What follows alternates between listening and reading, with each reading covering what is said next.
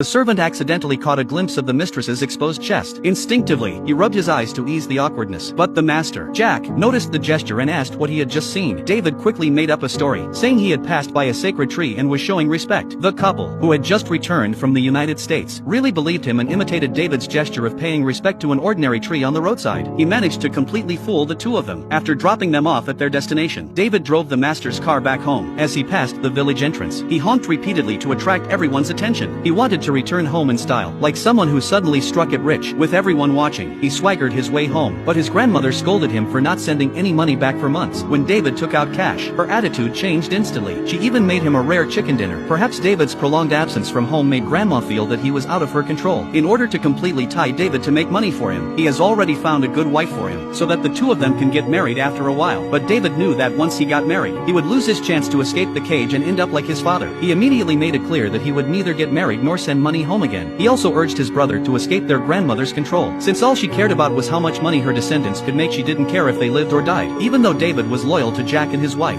One day, the usually gentle Mistress Ellie lost her temper in front of guests because his uniform was covered with grease and dust, and his hands often scratched his private parts, and David's mouth smelled bad all day long, and his teeth were covered with yellow stains. When David brought her some coffee, Ellie made him pour it out without taking a sip. Afterward, he looked at his reflection in a plate and saw his yellow teeth. He smelled the stench from deep inside himself and resolved to make a change. Later, David went out and bought toothpaste and a decent set of clothes for himself. He tried to break lifelong bad habits. Back home, David began brushing his teeth furiously in front of the mirror. No matter how hard he scrubbed until his mouth was raw, the stains wouldn't come off. Just like his lowly status, it couldn't be changed. From then on, David became even more devoted to Jack and Ellie, completely ignoring the divide between master and servant. That night, Jack and Ellie stayed out late partying at a bar, perhaps seeking some thrill. Ellie kicked David out of the car and took the driver's seat herself. As a servant, David didn't dare refuse and let them fool around. Both of them were clearly tipsy, and Ellie drove faster and faster. David began to feel uneasy, but since it was already 2 a.m., he didn't think much of it. Yet in the next second,